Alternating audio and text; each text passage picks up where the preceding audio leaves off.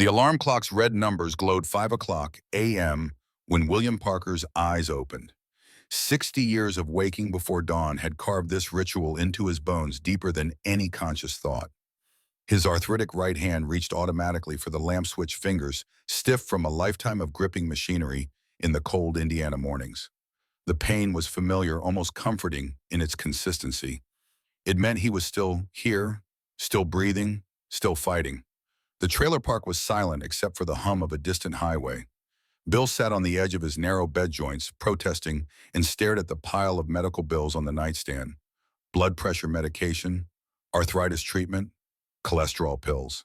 The monthly pharmaceutical parade that kept a 60-year-old body functional. Beside the bills lay a photograph in a tarnished frame.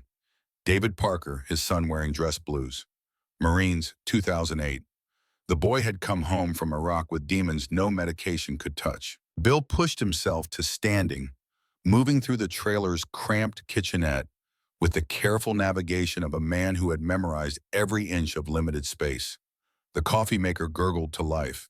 Through the thin window, he could see his grandson Charlie, asleep on the sofa bed, 12 years old, and too young to carry the weight already pressing on those narrow shoulders. The boy's homework was scattered across the fold-out table. Math problems, history essays, a future Bill was terrified he couldn't afford to secure. 2 years had passed since Bill found David in that bathroom. Blue lips, empty eyes, a needle on the tile floor. The paramedics had worked for 20 minutes, but fentanyl doesn't negotiate. Charlie had watched from the doorway, 10 years old, as they loaded his father into the ambulance. The boy hadn't cried. Not then, not at the funeral, not in the 2 years since. He'd simply gone quiet, like someone had reached inside and turned down the volume on his childhood. Social services had wanted to place Charlie in foster care. A 57-year-old retired machinist on a fixed income wasn't their ideal guardian. But Bill had fought. "He's my blood," he'd told the caseworker. "I'll manage." And he had managed, barely stretching every dollar until it screamed working part-time security at Walmart for $14 an hour, fixing neighbors' cars for $50 a job. Surviving but not living, existing in that gray space between hope and despair that defines American poverty. Bill's checking account balance set at $847. Rent was $750. Due 2 weeks ago, the landlord had been patient, but patience had limits. He poured his coffee into a chipped mug that read, "World's Best Dad, a Father's Day gift from David 20 years ago, back when the world still made sense." The pile of mail on the counter was mostly bills and donation requests, credit card offers for people who'd never qualify, grocery store circulars advertising sales he couldn't afford to take advantage of. But one envelope stood out, yellow with age, heavy paper, the kind nobody used anymore. The postmark read Millbrook, Indiana, but the date was impossible. November 15th, 1953. 71 years ago, the envelope had been forwarded multiple times. Bill could see the address labels stacked like archaeological layers. His father's old address in Gary, his grandmother's house in South Bend, the apartment Bill and Linda had shared when they were newlyweds. Each forwarding stamp represented another chapter of a family's migration through industrial decline. The Postal Service had been tracking this letter across 7 decades, waiting for the right William Parker to claim it. A red wax seal held the envelope closed. Not the cheap kind from craft stores, but real sealing wax impressed with a design. Bill held it under the kitchen light. A compass rose, 8 points, detailed enough that he could see the craftsmanship in the stamp. Someone had taken time with this. Someone had cared. His fingers trembled slightly as he broke the seal.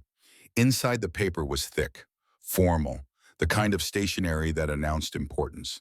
The handwriting was precise, each letter formed with the careful attention of a man who understood that words mattered.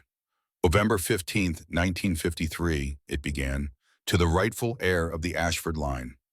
Bill read it once quickly, his mind refusing to process the words. Then again slowly, letting each sentence sink in. Then a third time, because surely he was misunderstanding something fundamental. "I am Henry James Ashford, veteran of the European theater, recipient of the Silver Star, and a man who lost everything that mattered except honor. I have no children, at least none the law recognizes, but bloodlines run deeper than marriage certificates. I know there is a child born of love during wartime, a child raised by another man. A grandson I will never meet. Perhaps a great-grandson reading this now. Bill's coffee had gone cold in his hand. The words swam in front of his eyes, rearranging themselves into impossible genealogies. I leave you Ashford Manor in Millbrook. 3 stories, 17 rooms, 5 acres. The town calls it cursed. Let them. Curses are just truths people fear to speak. The property comes with 1 year's taxes paid and a challenge. Find what I hid. Prove you're worthy. The treasure isn't gold. It's justice 70 years delayed. The letter continued with instructions. Start with the compass, follow the stars, trust no sterling. It was signed with a flourish. Semper Fidelis Henry James Ashford, Corporal, 29th Infantry Division. Attached to the letter were legal documents. A deed transfer properly notarized transferring ownership of a property in Millbrook, Indiana to William Parker, great-grandson of Henry James Ashford. And there were photographs, black and white, showing a Victorian mansion that looked like it had been transported from a Gothic novel. 3 stories of ornate architecture surrounded by overgrown grounds. A genealogy chart with careful notations, and a smaller envelope with a warning written across the seal. Up and only at the manor. Bill sat at the table, the papers spread before him, trying to reconcile this impossible inheritance with everything he knew about his family. His father, Michael Parker, born 1947, a Korean War veteran who died of alcoholism in 1987 when Bill was just past his 22nd birthday. A man who'd worked 3 jobs and still died poor. A man who'd never mentioned any connection to wealthy relatives or Victorian mansions. His grandmother, the woman who'd raised Bill after his mother died in childbirth, had been tight-lipped about family history. The past is the past, she'd say whenever young Bill asked questions. No point digging up old graves. She'd died in 1989, taking whatever secrets she'd harbored to those graves she'd warned against disturbing. Bill opened his laptop, the screen's blue light harsh in the dim trailer. He typed Henry James Ashford into the search bar. The results populated slowly on his budget internet connection. A Wikipedia entry, some genealogy forums, a historical society article about Millbrook's industrial past. Henry Ashford had been real.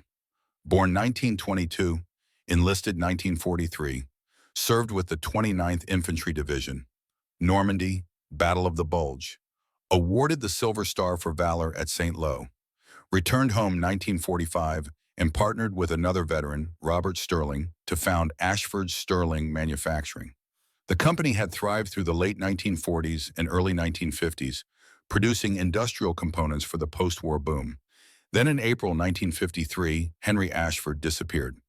No body was ever found. No explanation was ever given. The business partnership dissolved. Robert Sterling took control of the company's assets. Henry was declared legally dead in 1960. The Ashford Manor had sat empty ever since, tied up in a legal trust that specified it could only transfer to a direct blood descendant. Bill's search brought up one more crucial piece of information. Robert Sterling had been married to a woman named Eleanor. She died in a car accident in March 1953, just weeks before Henry disappeared. Robert himself had died in 1991, officially from liver failure. The coincidence of timing felt heavy, loaded with implications Bill wasn't ready to examine. A sound from the living area made him look up. Charlie stood in the doorway, hair messy from sleep, wearing the oversized t-shirt he used as pajamas. The boy's eyes were cautious, always watching, always assessing. 2 years of grief had made him old before his time. "Grandpa, what's wrong? You've got that look." Bill realized he'd been staring at the letter for who knows how long. "Come here, Charlie. I need to show you something." The boy crossed to the table, moving with that careful quietness he'd developed. Like if he made too much noise, the world might remember he existed and decide to hurt him again.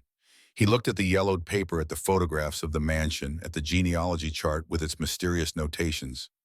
"What is all this?" Bill took a breath. "I think we just inherited a house from a man who died before I was born. Your great-great-grandfather." Charlie picked up one of the photographs. The mansion looked like something from a movie. Towers and turrets, an elaborate Victorian gingerbread trim. "This is ours." According to these papers, yes. But Charlie, look at it. It's been abandoned for 70 years. It's probably falling apart. We'd need hundreds of thousands of dollars to make it livable. The boy's finger traced the outline of the tower in the photograph. But what if it's not just a house? This letter talks about finding something, about justice, about a treasure. That's probably just an old man dramatics. People didn't talk straight back then. They got poetic about everything. But even as Bill said it, he knew he didn't believe it. The letter was too specific, too carefully planned. Henry Ashford had left this inheritance for a reason, had structured it to arrive exactly 70 years after his disappearance. That kind of long game planning suggested something more than sentiment. Charlie read through the letter again, his young mind catching details Bill had missed. "Grandpa, look at this genealogy chart. It shows your dad, Michael Parker. But there's a note here." He pointed to a small notation beside Michael's name. It says, "E's child 1947. Who's E?" Bill leaned closer. The handwriting was tiny but precise. Other notes dotted the chart. "The truth, Robert Sterling, buried. Born of love, not law. Oh, my son, who will never know my name." "I don't understand," Charlie said. "If Henry Ashford is our great-great-grandfather, why didn't your dad know about him?" It was a good question. Bill studied the chart more carefully. Michael Parker, born 1947, listed as the son of Eleanor and Robert Sterling in public records. But Henry's private chart told a different story. The implications were staggering. "I think," Bill said slowly, "Henry Ashford might have had an affair with Eleanor Sterling, and my father might have been their son, raised by Robert Sterling as his own." Charlie's eyes widened. "That's like something from a movie." "Real life is messier than movies, buddy, and usually sadder." The boy fell silent, processing. Then he looked up with an expression Bill recognized. It was the same determined look David used to get when he decided on something. Stubborn Parker blood. "We have to go there, to the mansion. We have to find out what really happened." Bill wanted to argue. They couldn't afford a wild goose chase to some abandoned house 2 hours away. They had real problems. Overdue rent, upcoming bills, a 12-year-old who needed stability, not adventure. But when he looked at Charlie's face, he saw something he hadn't seen in 2 years. Interest. Engagement. A spark of the boy Charlie had been before David's death had extinguished something vital in him. "It's probably a waste of time," Bill said. "Probably," Charlie agreed. "The house is probably condemned, dangerous." "Probably, we'd be spending gas money we don't really have." "Yeah," Bill sighed. "We'll drive up Saturday, look around. If it's a complete disaster, we figure out how to sell it to whoever wants the land." "Deal." Charlie's smile was small but genuine. "Deal." The rest of the week crawled by with agonizing slowness. Bill worked his shifts at Walmart, standing for 8 hours in the security booth, his arthritic knees screaming by hour 6. He watched shoppers come and go, people buying things they didn't need with money. They didn't have the American retail dance playing out in fluorescent lighting and credit card swipes. Charlie went to school, came home, did homework. But Bill noticed the boy reading the letter over and over, studying the photographs like they held secret codes. He'd started a notebook writing down observations and questions. Where exactly were the vaults mentioned in the letter? What did "follow the stars" mean? Who was Robert Sterling, and why shouldn't they trust any Sterling? Friday evening, Bill's phone rang. Unknown number. He almost didn't answer, figured it was a debt collector or spam call. But something made him pick up. "Mr. Parker, William Parker." The voice was elderly female with the particular timbre of someone who'd lived through hard decades and come out tougher for it. Speaking. "My name is Margaret Hayes. I live in Millbrook, next to the Ashford property. I heard through the county clerk's office that the deed had finally transferred. I've been waiting 71 years for Henry's heir to come home." Bill sat down. "You knew Henry Ashford." "I knew him. I knew Eleanor. I know the whole terrible story. And Mr. Parker, you need to know something before you come here. Marcus Sterling is still alive. Robert's son. He's 65 years old and he's been waiting for you just as long as I have. But for very different reasons." "What reasons?" Margaret's voice lowered. "Henry hid evidence. Evidence that would destroy the Sterling family's reputation and possibly expose crimes that go back 80 years. Marcus has spent his entire life trying to find and destroy that evidence. If you come to Millbrook, if you start looking for what Henry left, Marcus will know, and he'll do whatever it takes to stop you."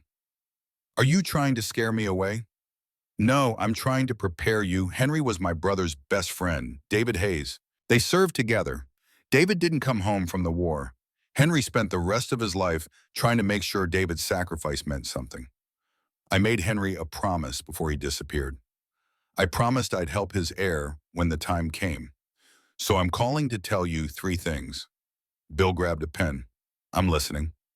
First, everything in that letter is true. Every word. Henry planned this for 70 years. He knew you'd come. Second, the evidence Henry hid is real and it's damning. Robert Sterling murdered Eleanor. Marcus has been covering it up his whole life, and he killed his own father to keep the secret buried. Third and most important, don't trust the authorities in Millbrook. Marcus has judges, police inspectors on his payroll. He's had decades to build his network. When you come ready to fight.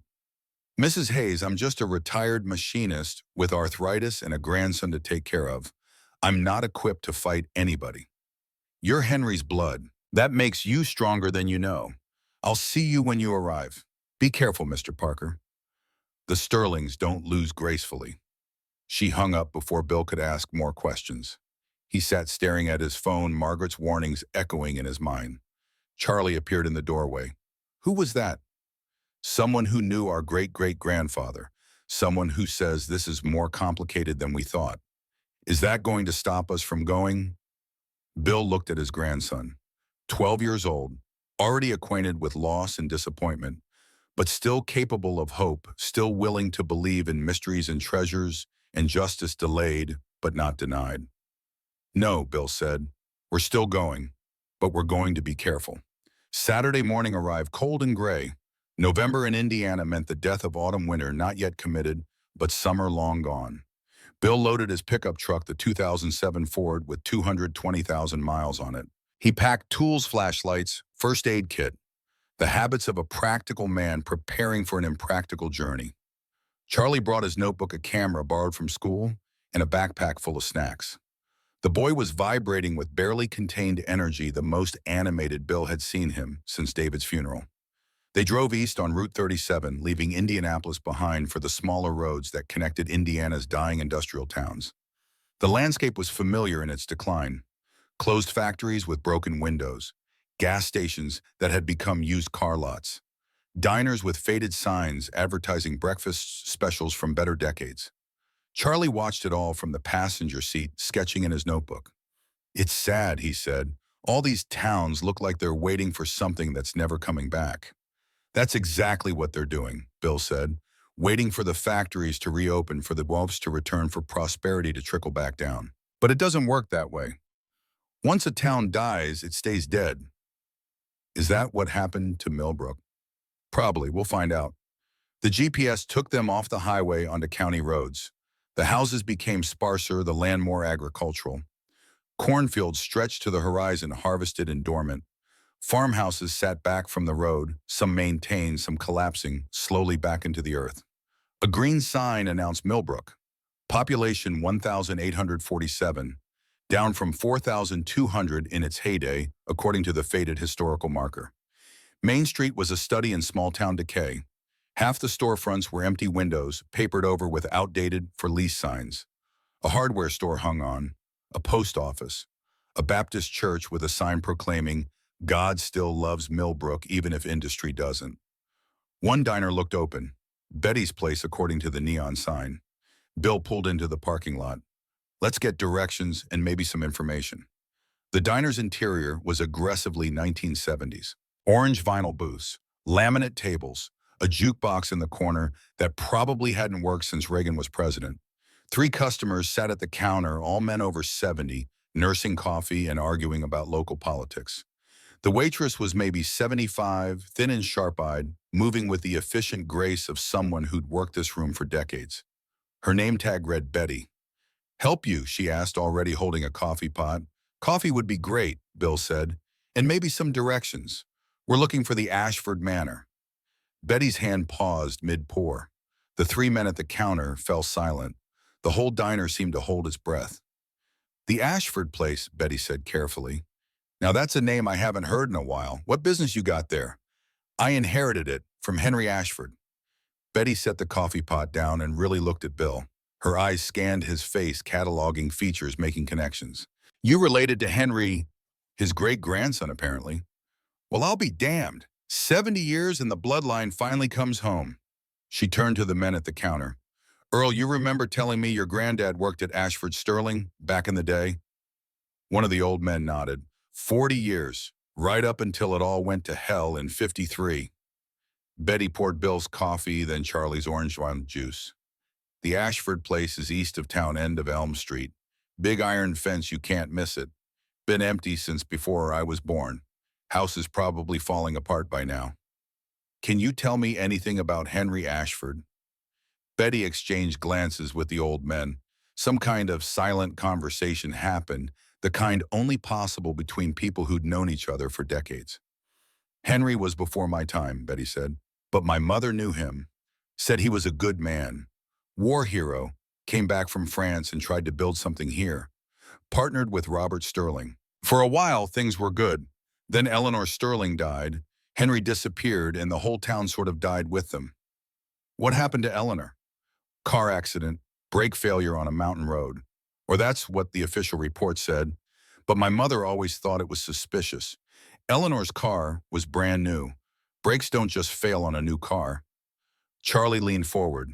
Did anyone investigate? Betty smiled sadly at the boy. Kid, this was 1953. Robert Sterling owned half the county. The sheriff worked for him, the coroner worked for him, and if Robert said it was an accident, it was an accident. Questions weren't healthy for people's employment prospects. And Henry Ashford disappeared right after, Bill asked.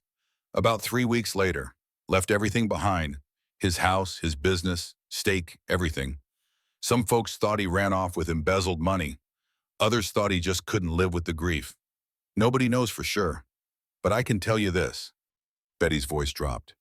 You got his eyes, same color, same sadness in them. If you really are Henry's kin, you'll want to be careful. That house has secrets, and secrets in Millbrook have a way of being dangerous. Bill paid for the coffee and left a generous tip. As they walked back to the truck, Charlie said, She knows more than she's saying. Most people in small towns do, Bill replied. The question is whether they'll tell us or warn us away. Elm Street was on the east side of town where Millbrook gave way to countryside. The houses became larger, older, speaking of a time when mill owners and factory bosses built estates to showcase their success. Most of those estates were gone, now subdivided or torn down. But a few remained slowly decaying monuments to forgotten prosperity. The Ashford Manor sat at the end of the street, separated from its neighbors by overgrown hedges and a wrought iron fence that had surrendered to 70 years of rust. The gate hung crooked on broken hinges. A gravel drive, now more weeds than gravel, curved through 5 acres of wild land toward the house itself. Bill stopped the truck at the gate. Through the bare November trees, he could see the mansion. 3 stories of Victorian Gothic architecture, all towers and turrets, and elaborate gingerbread trim. The photographs hadn't done it justice. Even in decay, even with paint peeling in great sheets and windows boarded or broken, the house radiated a kind of terrible beauty. It's like a castle, Charlie whispered. It's like a money pit, Bill replied. But he was lying to himself. Despite the damage, despite the obvious cost of restoration, despite every practical concern, something in him responded to the sight of that house. It was his. It was family. It was a connection to a past he had never known he had. They drove through the broken gate, tires crunching on gravel and weeds. The drive curved past ancient oak trees, their branches bare against the gray sky. A fountain sat in the circular drive in front of the house, dry and cracked, filled with dead leaves and the ghosts of better days. Bill parked, and they both just sat for a moment, staring up at the building. The roof had partially collapsed on the north side. Most of the windows were boarded up, though a few on the upper floors still held glass, reflecting the cloudy sky like dead eyes. The porch sagged in the middle, boards rotted through. Ivy had claimed the east wall, its bare winter vines creating patterns like veins on aging skin. We probably shouldn't go inside, Bill said. Structure looks unstable. Probably not, Charlie agreed, but they were both already unbuckling their seatbelts. The front door was massive oak, 8 feet tall, with an elaborate stained glass panel on either side. Bill tried the key that had come with the inheritance documents. It turned smoothly, the lock mechanism still functional after 7 decades. The door swung inward with a groan that seemed to echo through empty rooms. The entry hall took Bill's breath away. Even in decay, the craftsmanship was evident. A grand staircase curved upward, its walnut banister carved with intricate details. The floors were wide plank hardwood, warped and dull, but still showing hints of rich honey color beneath the dust. Crown molding ran along 14-foot ceilings. A crystal chandelier lay shattered on the floor, its prisms catching what little light filtered through boarded windows and scattering rainbow fragments across the walls. The smell was mold and dust and the particular scent of time passing undisturbed. But underneath, Bill could detect something else. Cedar, maybe. Old leather. The ghost of when this had been a home instead of a tomb. Charlie moved into the parlor, his footsteps leaving prints in the dust. "Grandpa, look at this." The room had been grand once. A marble fireplace dominated one wall. A piano, its wood warped and strings broken, sat in one corner. Furniture remained draped in white sheets, now gray with age. And on the walls, photographs in ornate frames. Bill moved closer to study them. Military photos. Young men in World War II uniforms, serious faces staring into the camera with the particular intensity of people who knew they might not survive long enough to see the developed prints. One photo showed a group of 12 soldiers. Bill recognized the 29th Infantry Division patch. And in the front row, third from the left, a young man who could have been Bill's reflection. Same jawline, same deep-set eyes, same slight asymmetry to the nose. Henry James Ashford, at 22 before the war, took whatever optimism he'd possessed. "That's him," Charlie said. "That's our great-great-grandfather." Bill touched the glass connecting across 7 decades to a man he'd never known, but who'd planned for this exact moment. Henry staring out from 1944, somehow knowing that his great-grandson would stand here in 2024, would see this photograph, would begin to understand the weight of inherited secrets. They explored the first floor, carefully testing boards before trusting them with weight. The dining room held a table that could seat 12, its mahogany surface still gleaming under the dust. The kitchen was a museum-piece, 1940s appliances, standing like monuments to domestic life as it once was. Built-in hutches and pantries spoke of an era when families cooked elaborate meals from scratch. But it was the library that stopped Bill cold. Floor-to-ceiling bookshelves lined 3 walls. The books were mostly ruined by moisture and mold, but some remained salvageable. Military history, engineering texts, and unexpectedly poetry. Byron Shelley Keats. Someone in this house had possessed a romantic soul alongside practical skills. A desk sat beneath the window mahogany with a locked drawer. Charlie tried it. Locked. "We'll come back to that," Bill said. On the wall opposite the bookshelves hung a portrait. A woman painted in the style of the 1940s. She was beautiful in a way that transcended mere physical attractiveness. Intelligence shone in her eyes. Sadness pulled at the corners of her mouth. She wore a simple dress, her auburn hair pulled back, her hands folded in her lap. A small brass plate on the frame read, "Eleanor 1945. Bill stared at the painting. This was the woman who died in a car accident. The woman married to Robert Sterling. The woman who had allegedly had an affair with Henry Ashford. The woman who might have been his grandmother. "She looks sad," Charlie observed. "Like she's sorry about something. Or like she knows what's coming," Bill said. A sound from outside made them both freeze. Car doors slamming, footsteps on the porch. Bill moved to the window and carefully peered out through a gap in the boards. A black Mercedes sedan sat in the circular drive. Expensive. New. Completely out of place in this landscape of decay. A man stood on the porch, well-dressed in a tailored suit that probably cost more than Bill made in a month. The man knocked, not frantically, not urgently, just 3 measured raps that somehow conveyed absolute confidence.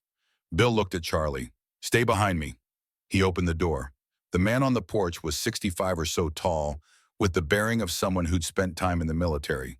Gray hair cut short, cold eyes that assessed Bill with the clinical efficiency of a predator evaluating prey. A scar ran down his left cheek, old and white. His suit was impeccable, his shoes polished to a mirror shine. "Mr. Parker," the man said, "I'm Marcus Sterling. I believe we need to talk."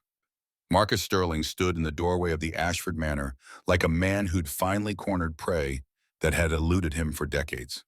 His gray suit was immaculate despite the November cold, his posture military straight, that scar on his left cheek catching the afternoon light.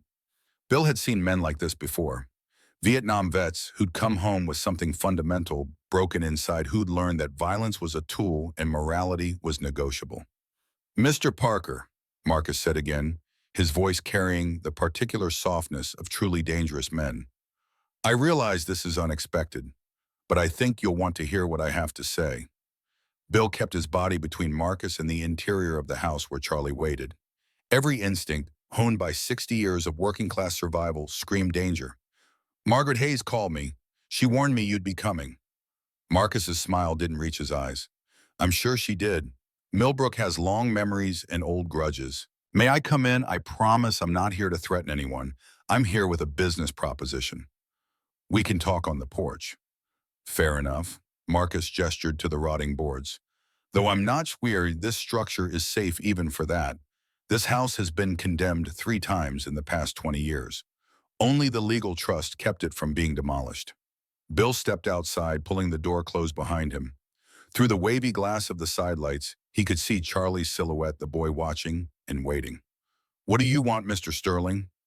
Marcus pulled a leather briefcase from his Mercedes, setting it on the porch railing. "I'll be direct because I respect directness. This house contains documents that belong to my family. Henry Ashford embezzled approximately $50 million from the Ashford-Sterling partnership between 1946 and 1953. He hid evidence of his theft somewhere in this structure. My father spent his life trying to recover what was stolen. I've continued that search." He opened the briefcase, removing a cashier's check. $2 million made out to William Parker. The number was so large it seemed abstract, meaningless. More money than Bill had earned in his entire working life. "This is more than fair market value for a condemned property," Marcus continued. "It's enough to secure your grandson's future. College, graduate school, a trust fund that would last generations. All I ask in return is clear title to this property and the right to search it thoroughly." Bill looked at the check, then at Marcus. "Henry's letter said not to trust any Sterling. Why should I?" "Because Henry Ashford was a liar and a thief." Marcus's voice remained calm, but something flickered behind his eyes. "My father was a war hero, Bronze Star 2 Purple Hearts. He came home and built a business that employed 300 people. Henry Ashford was his partner, his friend, someone he'd served with in combat. And Henry repaid that friendship by seducing my father's wife and stealing everything they'd built together. That's not what the evidence suggests." Marcus's jaw tightened. "What evidence? Letters written by a woman conducting an affair. Henry had 70 years to prepare his lies, to plant false evidence, to construct a narrative that painted him as the victim. But I have my father's business records. I have witness statements. I have proof that Henry Ashford systematically looted the partnership." "Then take it to court." "I've tried 17 lawsuits over 40 years. Lost every one because that goddamn trust Henry set up was airtight. But now you're here, the rightful heir. You can transfer the property voluntarily. We can avoid years of litigation. You walk away wealthy, I get closure, everyone wins." Bill studied the check again. $2 million. He could pay off every debt, buy a house, send Charlie to any school in the country, never worry about money again. It was tempting in a way that made his chest ache, but Margaret's warning echoed in his mind, and something about Marcus's desperation hidden beneath layers of expensive tailoring and practiced calm suggested this was about more than money. "I need time to think," Bill said. Marcus's expression hardened slightly. "Mr. Parker," "William, may I call you Bill? I'm a veteran. 3 tours in Vietnam. I recognize a fellow working man when I see one. You're 60 years old, and retired on a pension that probably doesn't cover basic expenses. My finances are none of your business. I'm trying to help you understand the reality here. This house will destroy you financially. The property taxes alone are $40,000 in arrears. Restoration would cost $500,000 minimum. You can't afford this, but you can afford to walk away rich." Bill heard the door open behind him. Charlie stepped out, that notebook clutched in his hands, his face set with determination. "Grandpa, we can't sell." Not until we know the truth. Marcus looked at the boy with something that might have been pity. Son, sometimes the truth is just a story people tell themselves to feel better about bad choices. Your great-great-grandfather made bad choices. Don't let his mistakes ruin your future. My future's fine, Charlie said, but our family's past deserves to be understood.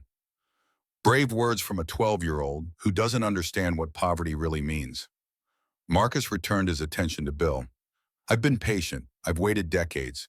But my patience has limits. You have 30 days to reconsider. After that, I'll file legal challenges to the trust. I'll tie this property up in court for years. And in the meantime, I'll make sure every building inspector, every zoning board, every environmental agency knows about the violations here. You'll be buried in fines and legal fees before you find whatever treasure Henry supposedly hid. He picked up his briefcase, the check disappearing back inside. The offer stands for 30 days. After that, we do this the hard way. Marcus walked to his Mercedes, moving with that predatory grace. Before getting in, he turned back. One more thing. People who refuse my offers tend to have unfortunate accidents. Ask Margaret Hayes about her husband sometime. The threat hung in the air long after the Mercedes disappeared down the overgrown drive. Bill's heart hammered against his ribs. 60 years old, and he'd just been threatened by a man who clearly had no qualms about violence. Charlie's hand found his. Grandpa, we can't let him win. No, Bill agreed, but we need to be smart, and we need help. They went back inside, closing and locking the heavy oak door.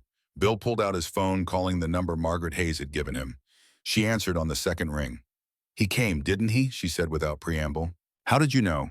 Because I've been watching the road for 71 years. I saw his car. $2 million. How did you?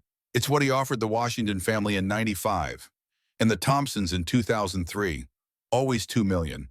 Enough to be tempting, not enough to make them truly wealthy, just enough to make them go away.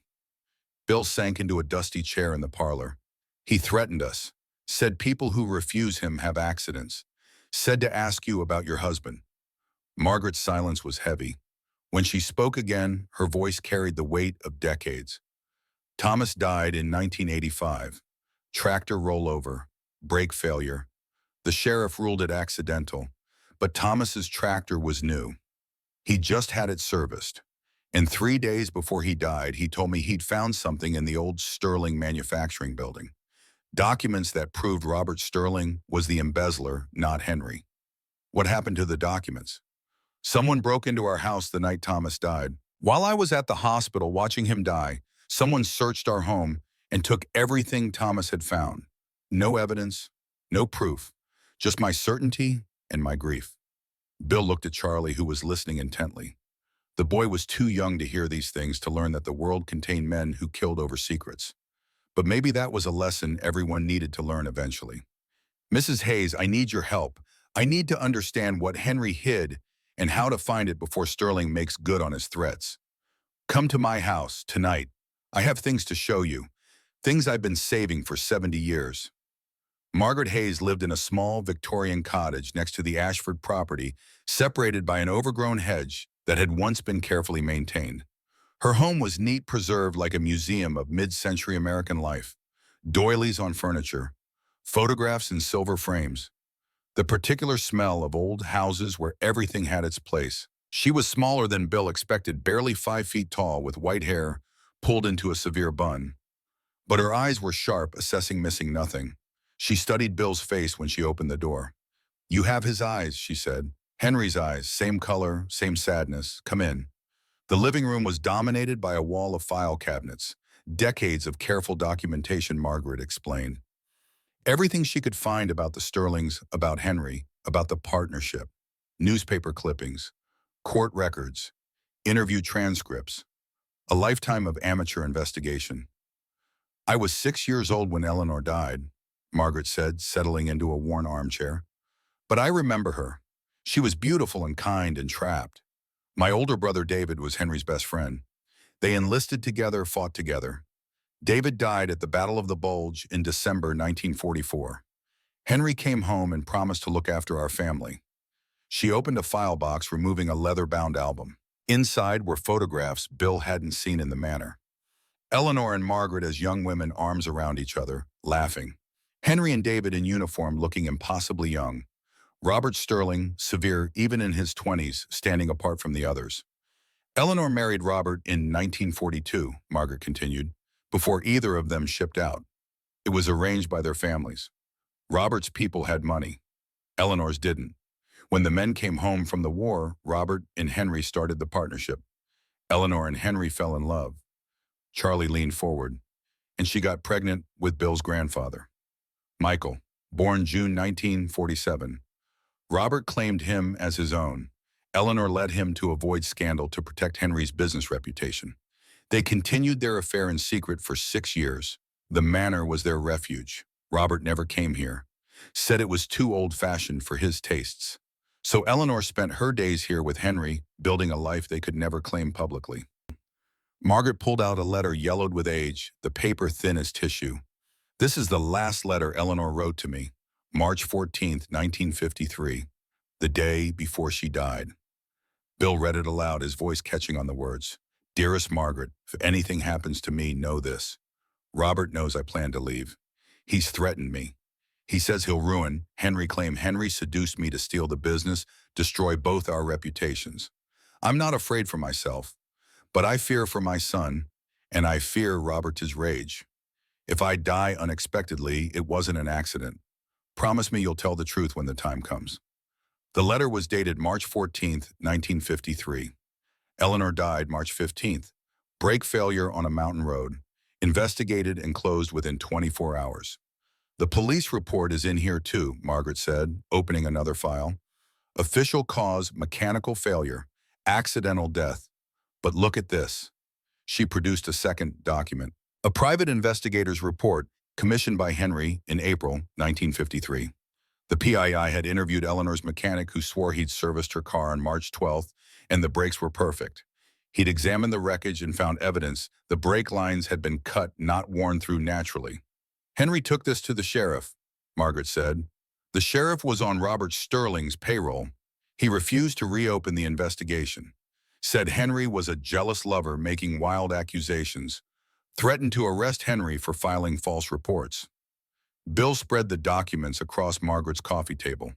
The evidence was circumstantial but compelling. Robert had motive. Robert had opportunity. Robert had the connections to ensure no real investigation happened. What about Henry's disappearance? Bill asked. Margaret's expression grew complicated.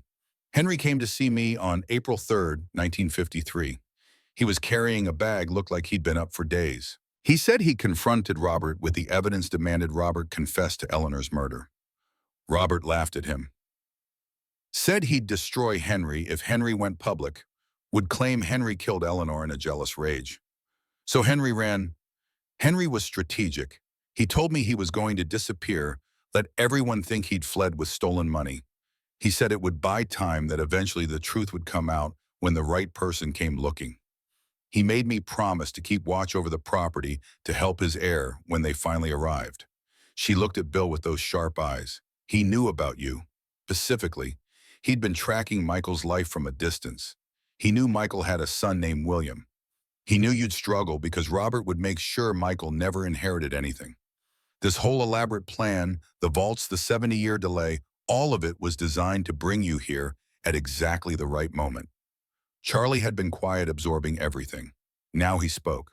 Where do we start looking for the first vault? Margaret smiled. Henry left me a key. He said I'd know when to give it to his heir. She produced a small brass key from a drawer. This opens a safety deposit box at Millbrook First Bank. Box 729. The bank's been sold 3 times since 1953, but safe deposit boxes transfer with the building. Whatever Henry left there has been waiting 71 years. The next morning, Bill and Charlie went to the bank. The building was modern, all glass and steel, completely unlike the solid brick structure it had replaced. But in the basement vault, the old safe deposit boxes remained, their brass doors tarnished, but intact. Box 729 required 2 keys. Margaret's key and a second one that came with Bill's inheritance documents.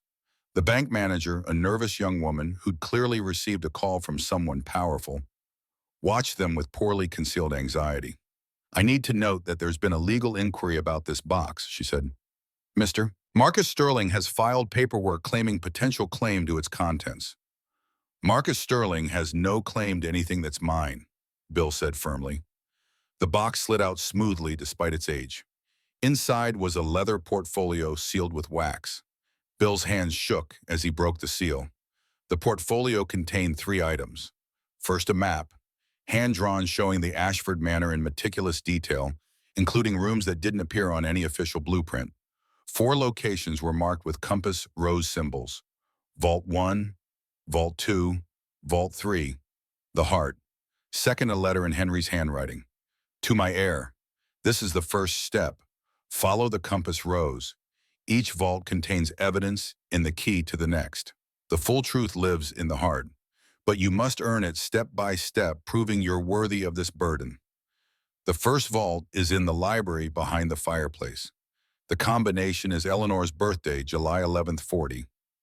Third, a photograph, Eleanor holding an infant. On the back, written in faded ink, Eleanor with Michael, our son, June 1947, the only family photo we were ever able to take. Bill stared at the baby in the photo. His father, Michael Parker, who died at 40 without ever knowing his real parents. A man who'd struggled his whole life with feeling unwanted, unloved, disposable. If only he'd known the truth. If only he'd understood that he'd been conceived in love, not duty. Maybe it would have changed something. Maybe it would have saved him. Grandpa, Charlie said softly, we need to go to the library. They returned to the manor, Margaret following in her own car. The library was exactly as they'd left it, dusty and abandoned. The fireplace dominated one wall, its marble mantel carved with elaborate details. Bill studied it carefully, looking for anything that might be a combination lock. Charlie found it first. Grandpa, these decorative stones, they're not attached. They rotate. The stones were small, perhaps 2 inches square, arranged in a decorative band around the fireplace opening. Each one could be turned to show different symbols, numbers, letters, astrological signs. Eleanor's birthday, Bill said. The letter says July 11th, 40. That's July 11th, 1940 in European format, day, month, year. He rotated the stones carefully. 071140. A click echoed from deep within the fireplace. The entire back panel swung open on hidden hinges, revealing a space approximately 3 feet deep and 4 feet wide. Inside was a metal box, fireproof with a simple latch. Bill lifted it carefully. It was surprisingly heavy, perhaps 30 pounds. He carried it to the library desk and opened it. The box contained layers of history. On top, bank statements from Ashford Sterling Manufacturing, 1946 through 1953. Bill skimmed them, his machinist's practical mind struggling with the financial terminology. But certain patterns were clear. Large withdrawals, all authorized by Robert Sterling's signature. Payments to shell companies with names like Midwest Holdings and Sterling Properties Incorporated. Amounts that totaled into the millions. Beneath the bank statements were contracts, partnership agreements showing that Henry and Robert had started as equal partners, 50-50 ownership. But amendments followed, each one shifting more control to Robert, each one signed under circumstances Henry had noted in the margins. Signed under duress, R threatened to expose affair. Forced signature, R says he'll claim I embezzled if I don't comply. Then came Eleanor's letters. 43 of them, arranged chronologically, each one a window into a love affair conducted in the margins of acceptable society. Bill read them with a growing ache in his chest. These weren't the letters of some cheap affair. They were the correspondence of 2 people who'd found something profound and were being destroyed by it. One letter, dated January 1950, was particularly devastating. My dearest Henry, Michael asked me today why his father doesn't love him. Robert ignores the boy, treats him like an obligation rather than a son. How do I tell a 3-year-old that the man raising him isn't his real father?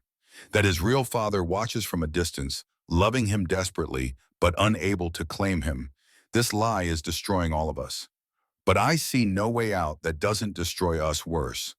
The final letter in the collection was the one Margaret had shown them. Eleanor's last words, written the day before her death, full of fear and determination and a strange peace. But at the very bottom of the box, Bill found something that made his blood run cold. An audio tape, reel to reel, the kind used in the 1950s. A label in Henry's handwriting, Robert's confession, recorded April 1st, 1953. Play this last. Margaret produced an old tape player from her car. I thought we might need this, she said. The tape hissed and popped as it began the audio quality poor after 70 years. But Robert Sterling's voice came through clearly enough. He was drunk, his words slurred, talking to someone whose voice wasn't captured by the microphone. Eleanor, stupid bitch, thought she could leave me. File for divorce. Make me look like a fool in front of the whole county. I showed her. Brake lines are easy to cut. Mountain roads are dangerous. Accidents happen all the time. Bill's hands clenched into fists. Charlie looked pale. Margaret's face was carved from stone. Robert's voice continued, and Henry thinks he's so smart, thinks he has evidence of me stealing from the business. I'll flip it on him, say he was the embezzler. He was screwing my wife who's gonna believe him, lovesick thief trying to cover his tracks. But Henry disappeared before I could pin it on him properly. Doesn't matter. Everyone thinks he ran off with the money anyway. The tape ran out. The silence in the library was absolute. Bill looked at his grandson, at Margaret, both of them processing what they just heard. Robert Sterling casually admitting to murdering his wife, confessing to embezzlement and fraud, planning to frame Henry for crimes Robert himself committed, all captured on tape 70 years ago. This is why Marcus wants this house so badly, Bill said. This tape would destroy the Sterling family's reputation, expose his father as a murderer, probably trigger lawsuits from every family Robert screwed over. It's more than that, Margaret said quietly. Marcus grew up worshiping his father. Robert died in 1991 when Marcus was 32. If this evidence had come out while Robert was alive, Marcus's whole life would have been different. He spent 3 decades protecting a legacy built on murder and lies. Charlie picked up the map. The tape says to play it last. That means there's more. Vault 2. The map says it's in the greenhouse, wherever that is. They found the greenhouse behind the manor, its glass panels mostly shattered, and its iron framework rusted but still standing.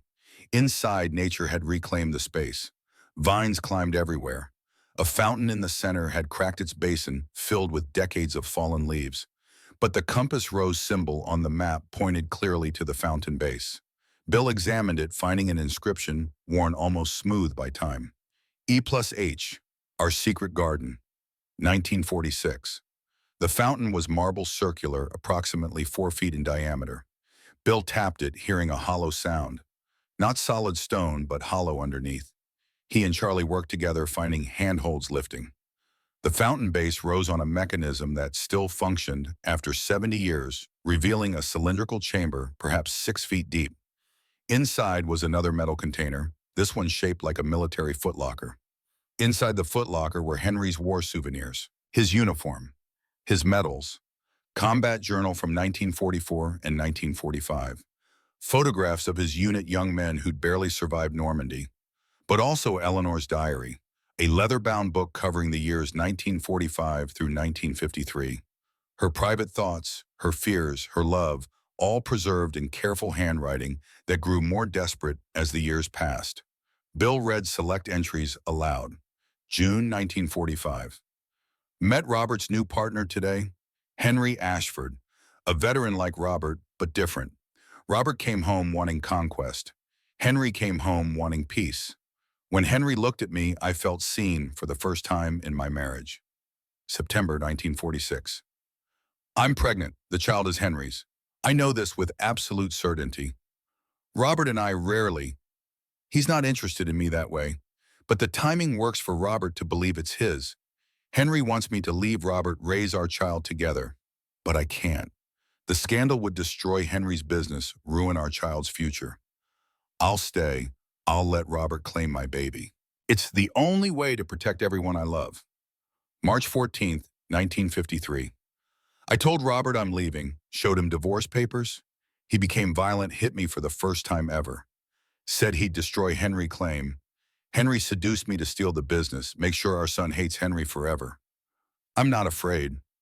I'm leaving anyway. Tomorrow I meet with my lawyer to finalize everything. Michael deserves to know his real father. Whatever happens, I regret nothing.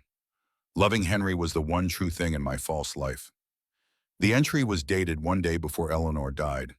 The diary ended there mid-sentence as though Eleanor had been interrupted and never returned to finish her thought. Beneath the diary was something that made the hairs on Bill's neck stand up. Another audio tape. This one labeled Robert Sterling, recorded secretly, March 14th, 1953. They took it back to the house to the tape player. This recording was clearer, more recent. Henry had apparently hidden a recording device somewhere in the Sterling home. Robert's voice was sober this time, cold and calculating. He was talking to someone making plans. Eleanor's meeting with her lawyer tomorrow at 10, Mountain Road between here and Bloomington. Lot of curves, long drop if someone goes over the edge. I'll work on her car tonight. Brake lines, clean cut, nothing suspicious. By the time anyone examines the wreckage, it'll look like road wear, natural failure. The other voicemail, but younger, asked, "What about Ashford? Let him mourn, let him suffer. Then if he causes trouble, we'll deal with him too. One way or another, this ends with me in control of everything." Bill stopped the tape. He couldn't listen anymore. The casual planning of murder discussed like a business transaction was more than he could stomach. Charlie's face was white. They planned everything, covered their tracks. And they got away with it, Margaret said. For 70 years, the Sterlings have been respectable members of society, philanthropists, business leaders, all built on murder and theft. Bill's phone rang, unknown number. He answered, half expecting Marcus Sterling's voice. Instead, it was the building inspector who'd visited the week before. "Mr. Parker, I'm calling to inform you that based on my inspection, the Ashford Manor is being red-tagged as uninhabitable. You have 72 hours to vacate or face daily fines of $1,000. On what grounds? Structural instability, electrical hazards, mold contamination. The list is extensive. You'll receive the full report by certified mail." The inspector hung up before Bill could argue. He looked at Margaret. "This is Marcus. He's applying pressure." "It'll get worse," Margaret warned. "He'll use every lever he has. Building inspectors, zoning boards, environmental agencies. He's had decades to build his network." Over the next week, the harassment escalated exactly as Margaret predicted. The environmental agency demanded soil testing for potential contamination. Cost $8,500. Timeline 6 to 8 weeks. A representative from the Indiana Historical Society appeared suggesting the manor qualified for historic designation, which would require approval for any renovation work and add months of bureaucratic delay. Most disturbing was the visit from Child Services. A social worker appeared at the manor, clipboard in hand, expressing concern about Charlie living in an unsafe structure. "We may need to place him in temporary foster care pending a safety assessment," she said, her tone apologetic but firm. Bill saw Marcus's hand in every action. The man was systematically making it impossible for Bill to remain in Millbrook, forcing him toward that $2 million offer through sheer bureaucratic exhaustion. But Bill had spent 60 years as a working-class American. He knew how to be stubborn. On the 10th day after finding the second vault, Margaret called with urgency in her voice. "Bill, you need to come to my house, now. I found something in Thomas's old papers. Something important." She met them at her door, her face pale. "I've been going through Thomas's belongings, things I put in storage after he died. I found his notes from before the accident. He'd made a copy of the map he found in the Sterling Manufacturing Building. The original was stolen the night he died, but Thomas was careful. He'd hidden a copy in our safety deposit box." She spread the photocopy across her kitchen table. It was similar to Henry's map, but with additional notations. Vault 3 was marked in the manor's tower room, but there was something else. Another location labeled the Arsenal. "What's the Arsenal?" Charlie asked. "I don't know, but Thomas wrote notes here. Arsenal located in Manor Basement Foundation. Henry's insurance policy. Use only if Sterling's threaten violence." Bill studied the notation. Insurance policy. That suggested something dangerous, something Henry had prepared as a last resort. "We need to find Vault 3 first," Bill said. "Follow the sequence Henry laid out." The tower room was accessed by a narrow spiral staircase, the steps worn smooth by a century of feet. At the top was a circular chamber, windows on all sides providing views of the entire property. The ceiling was painted with constellations, stars and planets arranged in patterns that must have meant something to someone. Charlie studied the ceiling while Bill examined the floor. The boy's eye for patterns honed by months of studying Henry's clues spotted something Bill missed. Grandpa, some of these stars are painted gold, not silver, and they make a pattern. Bill looked up. Charlie was right. Scattered among the silver stars were golden ones, and when Bill traced their positions, they formed the compass rose symbol from Henry's map. The golden stars all pointed toward one section of the curved wall. Bill examined it closely, finding that the plaster here was slightly different texture than the rest. He pressed, and a section swung inward, revealing a narrow passage behind the wall. They descended carefully, flashlights cutting through darkness that had been undisturbed for 70 years. The passage led to a small room, perhaps 10 by 10 feet, built into the space between the tower's outer wall and inner structure. This room was different from the others. Instead of metal boxes, the walls were covered with corkboard, and pinned to them were documents, photographs, maps, all connected with red string like a detective's investigation board. This was Henry's war room, where he'd spent years building his case against Robert Sterling. The centerpiece was a genealogy chart, more detailed than anything Bill had seen before. It showed the Sterling family going back to 1880, and beside many names were notations. Embezzlement, 1923. Insurance fraud, 1931. Murder for hire, 1938. The Sterling family's criminal history stretched back generations. But one set of documents made Bill's hands shake. Letters from Margaret's brother David Hayes, written in 1944 from France. The letters described Robert Sterling's behavior during combat, how he'd killed surrendered prisoners, how he'd talked about taking what he wanted when the war ended, how he'd questioned David about the Hayes family fortune and what would happen if David died in combat. The final letter was dated December 10th, 1944, 6 days before David was killed at the Battle of the Bulge. Henry, something's wrong with Robert. He tried to get me to volunteer for a suicide mission. When I refused, he said, accidents happen in war. I'm scared. If I don't make it home, investigate my death. Tell Margaret I love her. An Army investigation report was pinned beside the letter. David Hayes had been killed by friendly fire during a German counterattack. The official report listed it as a tragic accident, fog of war, no fault assigned. But a witness statement unsigned described seeing Sergeant Sterling shoot Corporal Hayes from behind, then claim he'd thought Hayes was a German infiltrator. The investigation had been closed due to lack of evidence. Robert Sterling had returned home a decorated veteran. He'd become executor of the Hayes family estate, managing Margaret's inheritance. And over the next 10 years, he'd embezzled nearly $2 million from that estate, leaving Margaret with a fraction of what her family had left her. Bill looked at Margaret, who'd followed them up the tower. Her face was carved from stone, decades of suspicion finally confirmed.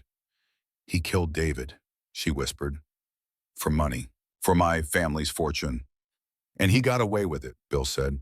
Just like he got away with killing Eleanor. Just like he nearly got away with framing Henry.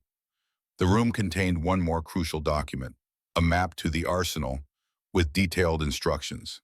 Located in basement foundation behind old furnace. Combination lock 07-11-40. Contains final insurance.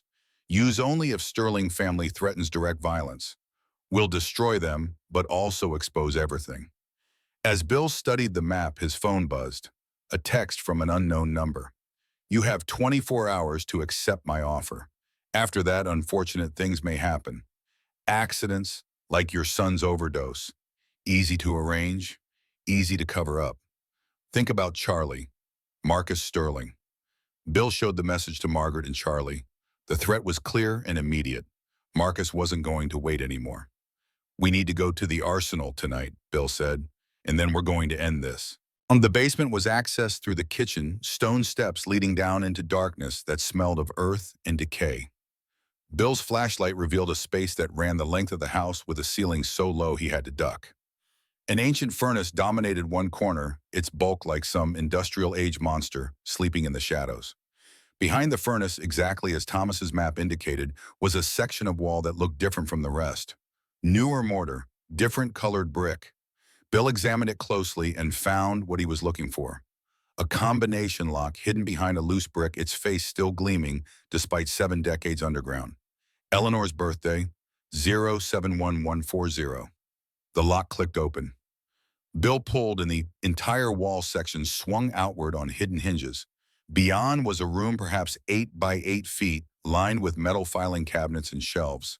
This was Henry's arsenal. Not weapons, but something far more dangerous to the Sterling family. Complete documentation of 80 years of Sterling crimes meticulously organized and preserved. The first cabinet contained Robert Sterling's personal records, his war crimes, his embezzlement schemes, his manipulation of Eleanor, his murder plots, all documented with the precision of a prosecutor building a case. The second cabinet held evidence against Robert's father and grandfather, bootlegging during Prohibition, insurance fraud during the Depression, union busting that had resulted in workers' deaths, a family history of treating laws as suggestions and human lives as expendable. The third cabinet was labeled Marcus James Sterling, 1959 to present. Bill opened it with trembling hands. Inside were decades of documentation.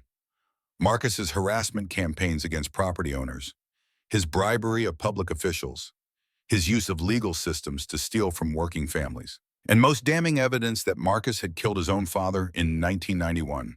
Hospital records showing Robert Sterling's sudden decline, toxicology reports that had been suppressed, witness statements from nurses who'd seen Marcus administering medication to his father, a recorded conversation secretly taped where Marcus admitted to a confidant that he'd accelerated Robert's death with fentanyl to prevent the old man from revealing family secrets in his drunken ramblings. But Henry had prepared one more surprise. At the back of the arsenal was a steel box with a timer mechanism. The timer was set to trigger in 2024, exactly 70 years after Henry's disappearance. Inside the box was a complete set of documents ready to be mailed to the FBI major newspapers and television networks. A dead man's switch ensuring that even if Marcus found and destroyed the arsenal, the evidence would still surface at the appointed time. Bill stared at the timer. It was set to activate it in 3 days. Henry planned everything, Charlie said. Even if we'd never come, even if we'd sold to Marcus, the truth would still come out. But we did come, Bill said, and we can do better than waiting for a timer. We can hand this evidence to the FBI now. End this before Marcus can hurt anyone else. Margaret was examining the filing cabinets with tears streaming down her face.